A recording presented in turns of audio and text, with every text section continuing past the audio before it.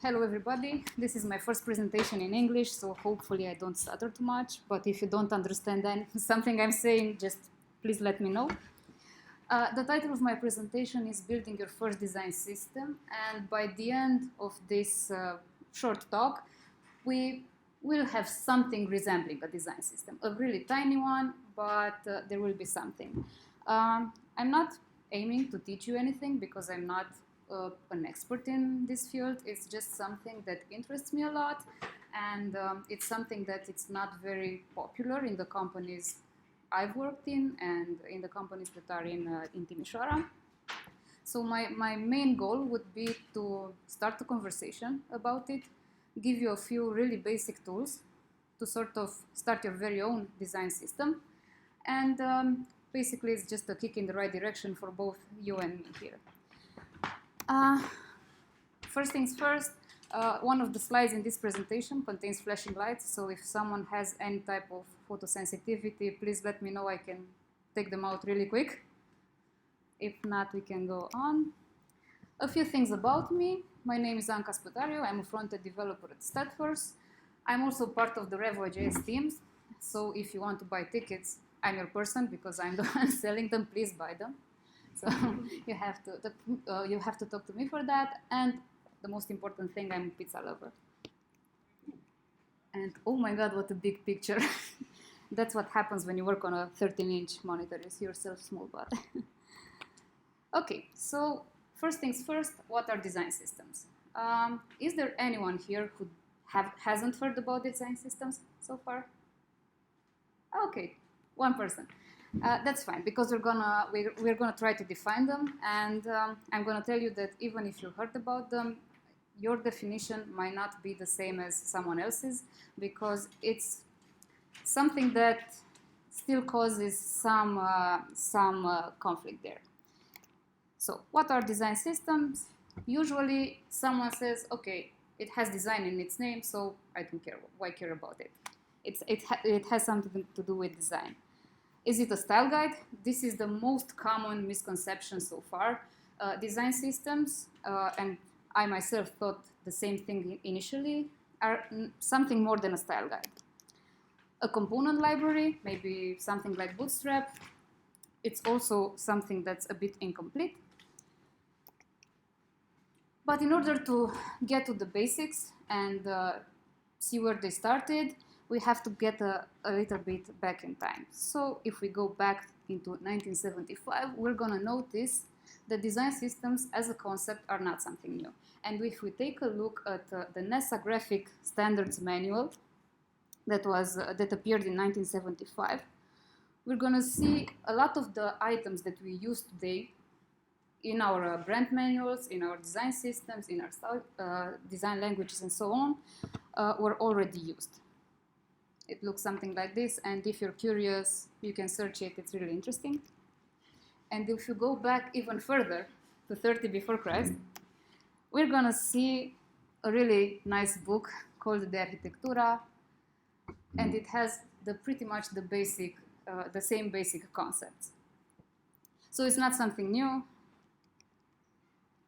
but we have to define the modern design system. I compiled a list of what it isn't, but let's define what is a design system. A design system is a collection of building blocks from which you can construct our application. This is the most basic definition for it. It's like comparing it to Lego blocks. A design system defines and organizes elements and logic to make up an ecosystem. This is a fancier definition, but it says what a design system is. And if we try to define it by what it contains rules, constraints, and principles. It's not much clearer. If we just look at the definitions, we don't really get the idea of what a design system is. So if we narrow it down, we're going to see 4 main components. Any design system will have this: a design language, a component library, a style guide, and voice, tone, and grammar. The last part is usually omitted, and I've seen many design systems that don't care for it. but I find it really important. Maybe it's because I also have some background in marketing, and I know how important that is. And if we take them each one by one, the design language is the part that designers care about the most. Why? Because it's a set of guidelines that heightens the level of harmony in a digital ecosystem. Basically, this is the definition UX Planet gave for it.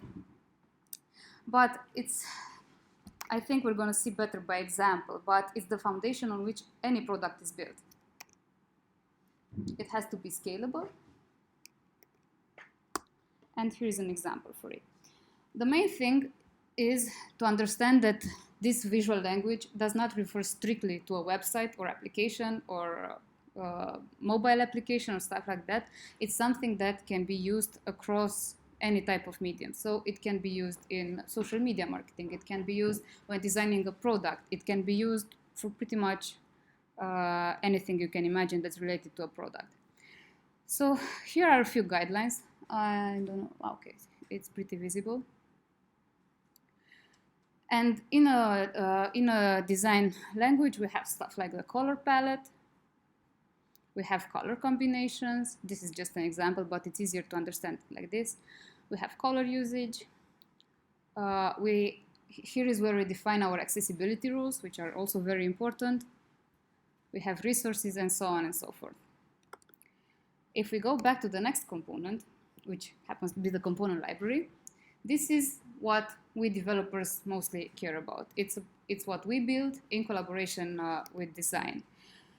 So the component library is basically a collection of coded UI components that can be used across the application. I'm sure there are many component libraries you may have used so far. It's, I don't know, Angular material, or even Bootstrap can be considered like that. But we are talking about proprietary systems here. All components are based and in compliance with the design language. That's what I was saying before, that each and every one of these components needs to be based on the design language we worked on before. And one of the most important things, and one of the most the often mistakes people do, is making the components very strict. So for instance, you have a component that's a green button. Perhaps somewhere you want to use a bigger green button and somewhere you want to use a smaller green button. Do you make two separate components for it? In my opinion, components need to be flexible enough to be used wherever, but not so much so the consistency can be compromised. This is my very favorite design system, and I always give it as an example. And their component library is pretty awesome. It's from Lonely Planet. So this is how it looks like. They have a lot of them with config information and everything a developer might need. Okay. Going back to the style guide. In this case, the style guide is nothing more, if we think about it, than a documentation for the design system.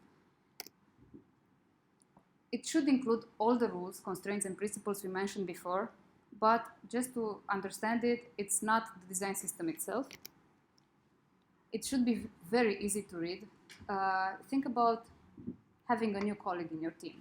If you have a new colleague and you give him the design, the style guide, the design system, everything, you should be able to ramp up very, very quickly. But it should be easy to read, and it should be easy to maintain, because if it's hard when you create a new component, for instance, because you have a requirement and it's really easy to include it in the design system, maybe you won't find the time to do it. And this is why we have to make it as easy as possible.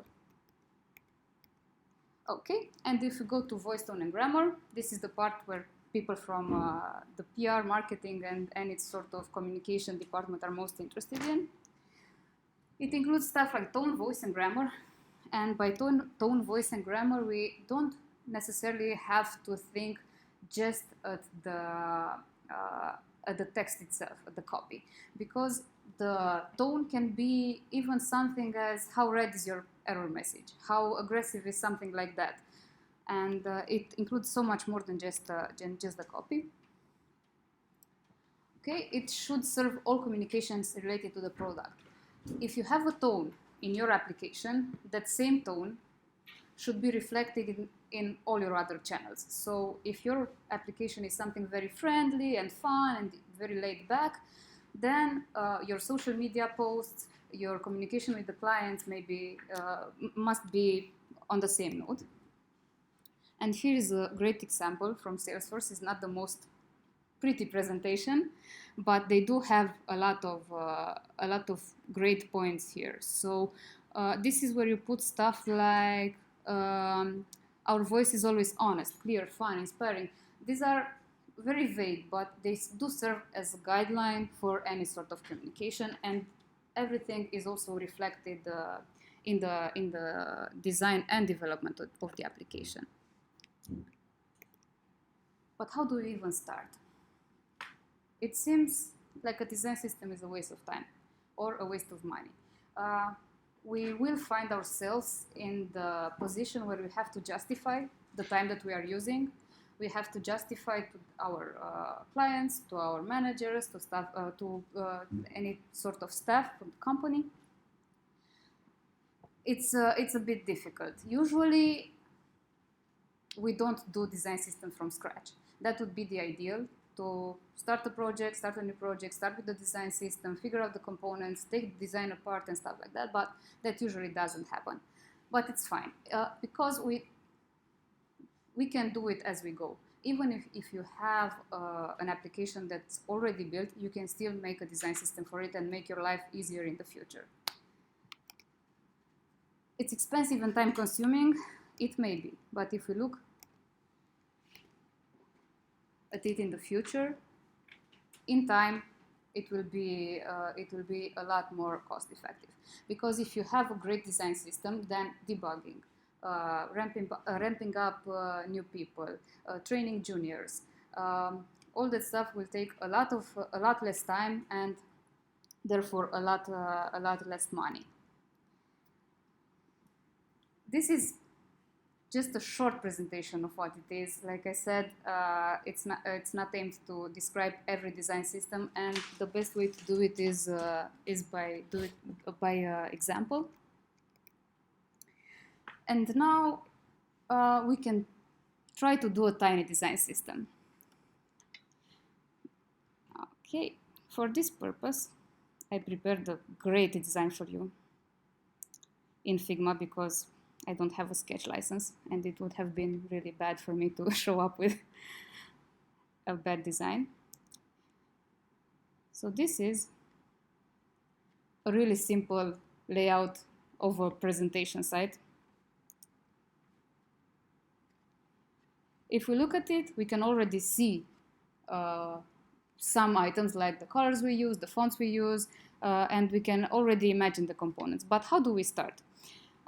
If you don't know exactly where to begin and how to start a design system, and you might be inclined to over-engineer it and start coding something, please feel free to find a lot of online tools and start with those. And I have a typo, but you'll forgive me. Okay. This tool is called Brand AI, and it was created by the people from InVision, I believe.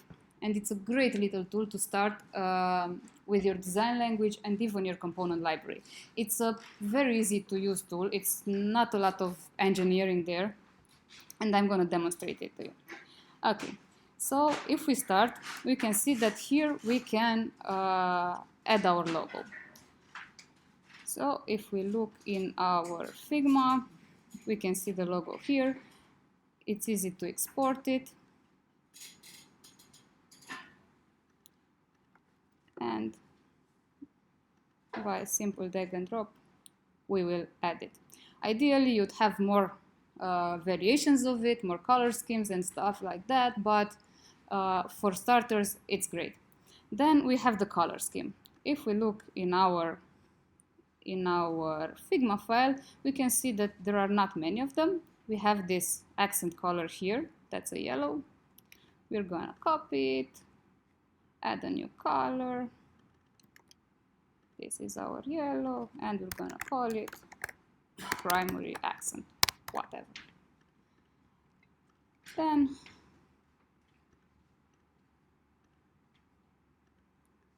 we also have dark gray.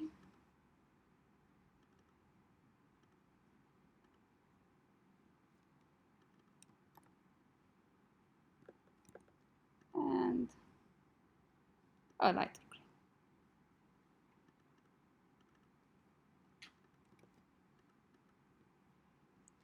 This is dark gray.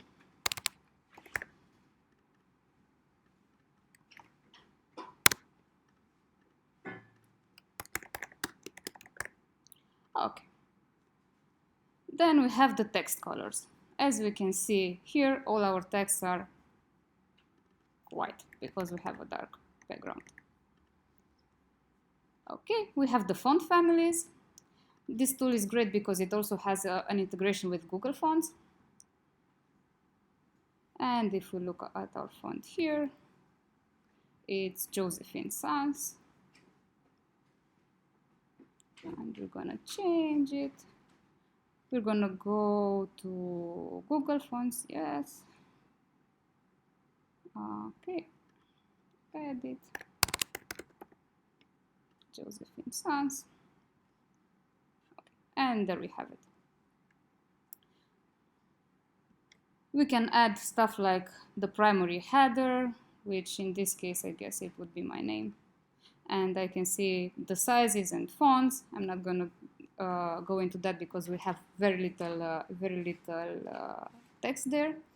We can also create our icons library. We do have some of those. So we have these here and these here. And because I don't work great with Figma to export them right now, I already prepared them, I believe, here. So if we just take them, we just drag and drop. These are SVGs. We will have them here.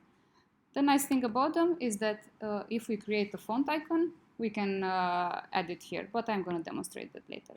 Then we have the images. Luckily, I already have one saved here. It's the doggy in the design. And the UI components. For this, the UI components are nothing more than pictures. It's just sort of to demonstrate what a component is, but we don't necessarily code it. This is why I said this is a very simple example. So let's say that this here, our button, is the component.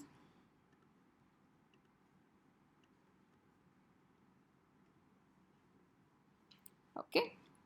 We also have the list for language, measurements, shadows, and so on and so forth. And now, if we go up and we switch the editing mode, we already have a really simple and tiny design language and the seeds for a design system. It's very easy, and if it just saves you from searching the right color or searching in CSS to see what sort of font you use, what sizes and stuff like that, it's very welcome. Now, what I wanted to show you also about the icons. It's real. We all used font awesomes or the glyphicons. But you have an application which is called IconMoon, and it's very easy for you to make your own font icons. It's as easy as importing SVGs to it. So we had our icons here.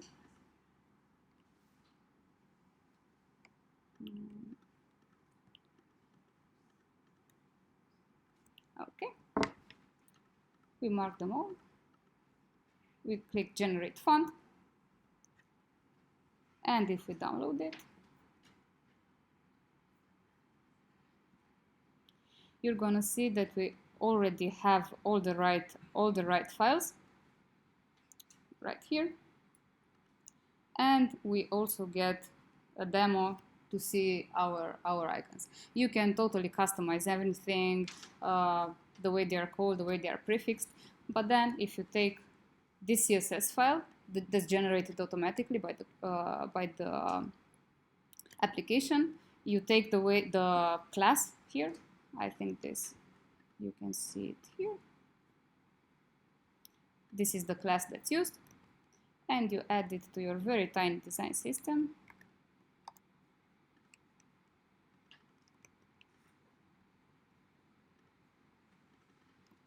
Oh no.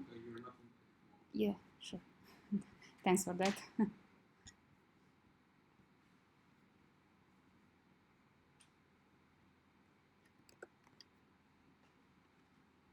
You're gonna have something like you would see in the Font Awesome listing. Okay, that's about it for me. If you have any questions, please feel free to ask me. I have used some of these tools before in smaller personal projects. I haven't had the chance to work with a real design system so far, but I'm hopefully I will soon. Thank you very much.